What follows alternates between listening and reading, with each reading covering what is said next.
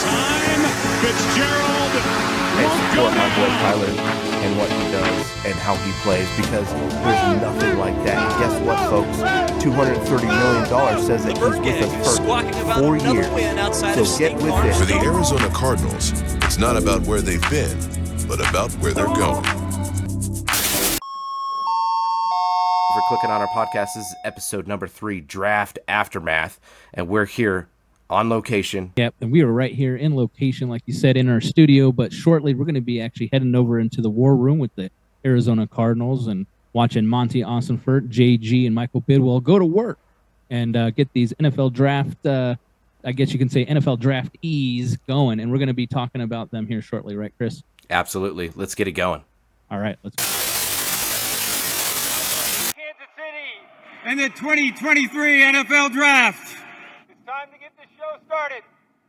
The 2023 NFL Draft is now officially open. All right, here we go. Carolina Panthers. Call Ballard. Call Houston. You know what? Let me call Nick. Hey, bud, are you guys still in? Dang. Okay. That's crazy. You see how Monty's like making those calls and stuff. Whew. Okay, so Man, he's like a boss, dude. Isn't that crazy? Wait. Here in a wait, you're gonna see here in a minute. Now look at this. Look at Michael Bidwell and JG. JG's just like, what is going on right now? He's literally going, what? Okay, called in. Yeah, that's crazy. It's kind of funny. Yeah, it's totally different regime. I love it. I love how everything's so different about this new regime. Okay, bud. You know, Chris, I was thinking about this. I don't think a lot of people understand that when the Steve Keim era was with us, Steve Keim has been with us for a long time. Like 20 years. So, yeah. So I don't think people understand that he has had his hands into things for 20 years. I mean, he could have persuaded Bidwell. He could have persuaded his father, because his father was alive back then. Yeah. So you got to think that right now, Michael's decisions and his decision makings that he's been doing has been without his father, and also he doesn't have Steve. Maybe he is Steam right now, but with Steve Keim behind the helm trying to push in buttons, I think it's aim, and you can just see it right now. I mean, just look at him. Just look at Monty go. It's crazy. I think it's wonderful. How you doing, buddy? Yeah, it's amazing, man. It's impressive to see like how the confidence level of Monty when he's doing those tradings, and to get to like right here when you see we pick up Paris Johnson right here. Like, look at this guy. Look at this impressive specimen. I mean, this is what we're picking up right here, is this giant man to protect Kyler Murray. I mean, I was so happy when he went after Paris. Oh my gosh. Yeah. This guy's amazing. Me too. I was lit. This guy is amazing. He's massive. Look. Yeah. Oh yeah, dude. Amazing. And a cool thing was Kyler Murray this is his guy. Kyler Murray wanted this guy to protect him. Kyler better be buying him a bunch of steaks now. Oh yeah. Here's another thing too. I don't know if a lot of people out there know, but you know, Paris' dad played for us, but never really got on the field. Did you hear about that? And he wants to end it. He wants to. Yep. So that's what I love about it. It's like, bring that family history back. I think that's cool. What about this next guy coming up here, man? Oh man, this guy right here, I'm super excited for our defense. This guy looks mean. He looks fast. He looks like he's going to get to the quarterback every single time they hike the ball. I mean, this guy's BJ is a different type of specimen that we haven't had in our team since Chandler. So, in my opinion. Hey man, as long as he goes and eats them quarterbacks, that's all I care about. This guy's going to be great for us. We need a quarterback eater. So, and Jones did that for us. So. Yeah. He could be a big help to us if he really puts his knuckles into the dirt and just really grinds this year. I think he's going to get a lot of different sacks for us and some good plays, some strip sacks, I hope. I mean, we can only hope, but hey, I think that some of these quarterbacks out there that are playing that are, the hype of the league, I don't think they're going to be as hype as that they're. I don't really think so. No. My honest opinion. Guy looks amazing though. His highlights are pretty insane. Here's another thing too. The next person coming up, man. Oh man. Oh. No, seriously. Me too. This next guy, huge. He's gonna be making waves. Watch. Absolutely. Absolutely, he's going to be a dominant force in the wide receiver core for the Arizona Cardinals. I mean, look at his build. He's at Metcalf status build. You know what I mean? He's freaking he's an alien out there. Doing well. How are you doing? Good. You know? Good. Where are you at right now? I'm just. He's gonna be turning heads now. Absolutely. Hey, listen, Cardinal fans, the RedSea. I'm telling you right now, keep an eye on this guy. Okay. Yeah, we all love Dortch. Okay, but this guy, he's going to be, I believe he's going to be the next Fitz, but... Impressive, yeah. Yeah, he's going to be one of our top receivers, I agree, too. He has a style of, like Michael Thomas, I would believe. Yeah. He's fat. Yeah, amazing. He's got amazing hands. Yeah. Pretty awesome. Pretty awesome stuff. Another cool background about this, did you know that... his wife is a professional soccer player, just like Zach Ertz's wife, and Zach Ertz and him have like a friendship tie because they have that same type of thing like J.J. Watt and Zach did last year. Oh, really? I didn't know that. Yep. That's awesome. That makes it even better. That's great. Pretty cool. I hope Zach stays around. So. Yeah, me too. I really like Zach. Cardinals guy. So. Just talking about quarterbacks, okay? Yeah. This guy. Oh man, I believe he's going to go far with this franchise. I mean, I'm sorry, but if Kyler doesn't work out or something doesn't happen, we need to be focusing on this guy. Okay. So that's what I think. I mean, a lot of people want to focus on Caleb Williams is the next star. Well, who says that we're actually going to be able to get that pick? I mean, we're not going stuff. For. JG's not building this franchise to win right now. No. To the way they play with heart and stuff, they're not gonna. I just have a feeling that JG's gonna flip this thing around, and we're gonna be going the right direction from here on out, attitude-wise and everything. So with the players and discipline. Do you think getting Tune is the answer? I think he's the answer for our backup, because we're going to need a backup. Because think about it, no offense to K1, I love K1, but his build is not exactly perfect here when he takes those bangs, so he might need a little break. So if we can give him a break from maybe a sprained ankle or something that happens, because, he has history, we know this. And, if he needs I'm hoping he doesn't. I'm hoping he can play a season without having to use Tune. Just check him out, Cardinal fans. Check him out. Remember that, RedSea, Keitrell Clark. Another thing, too, right there, before I'm going to kind of let the RedSea know, hey, guys, remember, go ahead and go on there and subscribe to us, okay? Make sure and like us, because we want to make sure that this algorithm, again, gets us going and gets us seen, because right now the season's starting and we want everybody to know who the RedSea brothers are.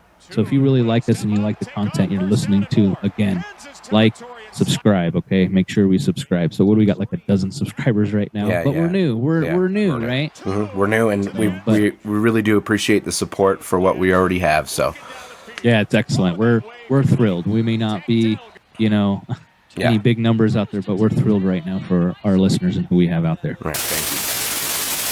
All right, RedSea fans, how was that, huh? That was pretty good. I'm very excited for those picks, right, Chris? Oh, absolutely. Some good picks. Stoked, man.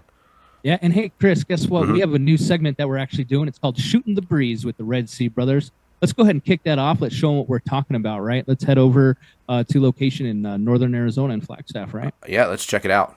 Check.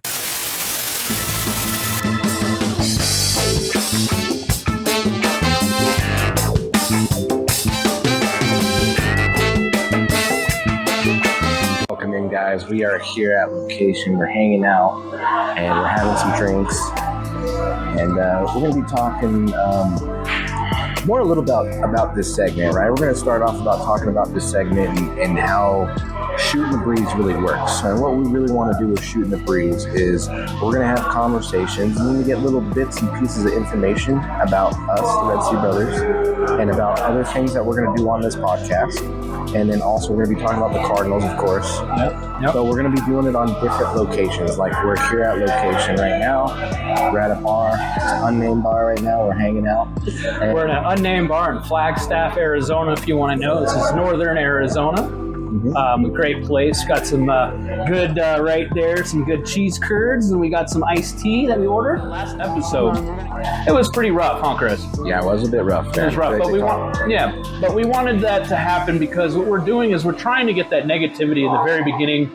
We want to flush that out so the rest of the year we can have positivity and look forward. Now, not saying things are going to go wrong, not saying injuries are going to happen, Marlon Mack, but things will happen. Things will happen. It's the NFL. And It's the NFL. you know what the NFL stands for, Mike? It stands for not for long. Not for long. And that's what I love about this, because we've got a lot of people anticipating or thinking that our team's going to be trash. But if you really think about it, not for long could also stand for us from being from the bottom. We could actually rise up to the top in one season. I've seen a lot of teams come from the bottom and go straight to the top. Why? We're in the NFL. That's what it is. Not we as the RedSea Brothers, but the Cardinals are in the NFL. And by that meaning, anything can happen. Right. People can get hurt. People can go to the championship that you never thought. That's why we gamble in the NFL, right? You don't know who's going to win, but they're talking a lot of trash about the Cardinals, and we want to make sure that RedSea rises up this year and we stay positive, and that's why we're here. That's why, you know what? We need to bring more positivity into this franchise right now. Yeah. It's time to change, and that's why we're here. Yeah, and that's why we decided to do this. We want to speak with you guys as the fans and kind of get your opinion on it. This podcast is a voice for you. So we want to go out and we want to do as many interviews in a lot of different places. And so if you see the number 76 pop up, you're going to see probably us. Or I don't see a lot of people wearing these jerseys. Yeah, and actually, Chris, I'm going to roll onto that 76. And We that got an actually, email, didn't we? Yeah, we got an email. So I got an email right here. And actually, in this segment, what we're doing with these emails, we want you guys to go ahead and send us a lot more emails. I got an email. Now, this email was from Bruce in the Verde Valley. He had actually had an excellent question, and the top on what Chris said was the 76 jersey. Why do you guys wear 76? Well, I'll tell you why we wear 76 is because our last name is Gilbert. And when Marcus Gilbert actually played in the league and he played for the Pittsburgh Steelers, it was a funny joke between us and family members. And when my father was alive, we joked about it and said, well, if Marcus ever gets to the Arizona Cardinals, that's why we wear 76. Obviously, I'm not wearing the 76 today. I'm wearing Fitz because we all know it's game day. But Chris is wearing the 76 jersey Got the to go ahead and, on right now. and show that. Yeah, he has the old 76er on there. So, but yeah, Bruce, to answer your question, that is why we actually wear 76. Now, I think, Chris, we also got another email too. We did. We got an email here. It's Susan in Black Canyon City. Yeah. And she asked, what time in your life can you remember as a Cardinal fan experience in your childhood, and if you had one in your childhood? And so I think, Mike, you had something to talk about on this. I was real small. I was little. My memory wasn't as much as what Mike had because I was a lot younger. We're brothers and we do things as a family. Yeah, so we do things as a family, and my brother was probably about 4 or 5 years old, and I think I was like 6 or 7. You have more of a better memory. And I have a little better memory. But this is when the Arizona Cardinals would come up here for training camp, and this was in 1989. So actually, I was 7 and you were 6. So yeah, it was 89. It was the 89 Cardinals, and I don't know if you guys know, but the quarterback for the 1989 Cardinals was Gary Hogaboom. Now, Gary Hogaboom was the Cardinals at that time, and they had training camp up here at the Dome. Now, my mother, our mother, she actually works in the inner city at the time as a teacher. And Gary Hogaboom came to her school and did a school event with the students. Well, when we came up to Flagstaff, Arizona to watch training camp, we were in the Dome, and Gary Hogaboom noticed my mother walking in the stands with myself, and we actually ended up having a football thrown to us in that stands right there through Gary Hogeboom. So ever since that time, man, that is when it really settled in. Cool, yeah. Pretty cool experience. Right here in northern Arizona, actually. Chris, do you remember of a time that you had the possibility? Yeah, I remember a time where you actually got tickets for us, and we took Dad to go see. I don't remember exactly what year it was, but it was the year when Patrick Peterson came in and he did so many run backs. He was actually running the ball back as he was on special teams. Oh, special teams at the time. Yeah, that was in 2017, I think. 2017. Yeah, right around 2016, there. right when around Pat P was like the man on returning the ball. Yeah. And he was. I remember it got to the point. It was the very last game we were playing the Seattle Seahawks. And I remember when they would kick off the ball to Patrick Peterson, literally the whole entire RedSea, all the fans for the Cardinals, we would all stand up because we knew that Pat P would always have a chance to run it back. Right. We were all standing up because we knew that he would get like more than halfway down the field before he get hit. Right. You know what I mean? So, but it was just exciting times. And I believe you got those tickets through. What was the player that you got them through? Yeah. So I worked for here in Flagstaff. I worked for some hotels, and I got to know some of the security personnel. So they got to actually help me out and got me some great tickets for my father, because my father was handicapped back in the day, and so when we had him, it was a lot easier for him to get tickets. And so so that was one of your experiences. Who was the defensive player at the time that you knew? Oh, there's several different defensive players. Was it Dockett?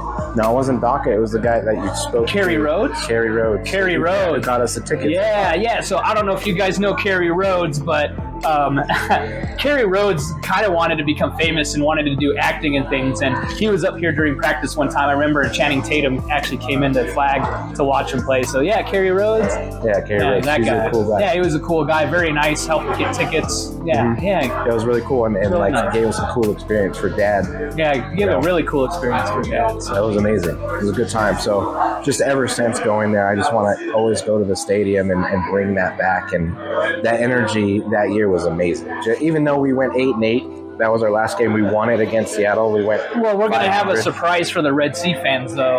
Yeah. For you guys, we're going to have a surprise. When we actually go live on location at Game 3 with the Cowboys and the Cardinals, we're actually going to be there. We're going to be doing Shootin The Breeze with the RedSea brothers, and we're going to be doing it at Pop Stroke and some other places too. So I hope if you guys are out there and you see us, come up to us, ask us questions. Been fun hanging out. Been fun hanging out here. Just Shootin The Breeze with the RedSea brothers. So just make sure you send in those emails, and also check out our podcast, like and subscribe.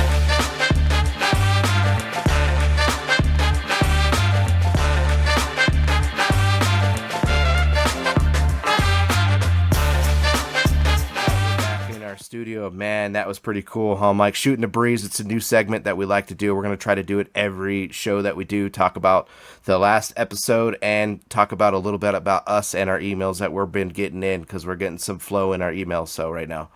Yeah, and it's not just only going to be about emails, but also, Chris, with this segment too, we're going to be doing everything, guys. You're going to join us to play some golf one time. Yep. We're going to go and do the biggest one is when we go to the Cowboys game. That's going to be a lot of fun. Amazing. We're going to go and do a lot of different segments with that. So you guys are going to have a great time. But remember, always go ahead and like and subscribe.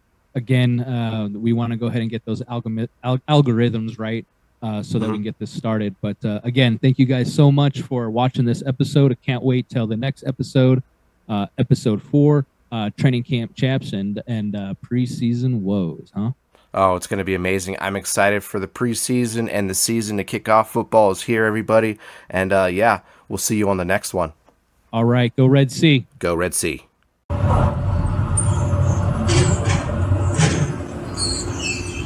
Bird gang, that touchdown. Kyler Murray with the crown now. He be running, no stopping him and no dropping him with 10 toes down. Pass the ball to Hopkins, just any play, any option. Take your pick, you won't drop it with deadly moves, be cautious. Just run to the field goal, touchdown, real low. Bird gang AZ, that's my beat up. Best sorry amigo, we gon' burn them up like chemo.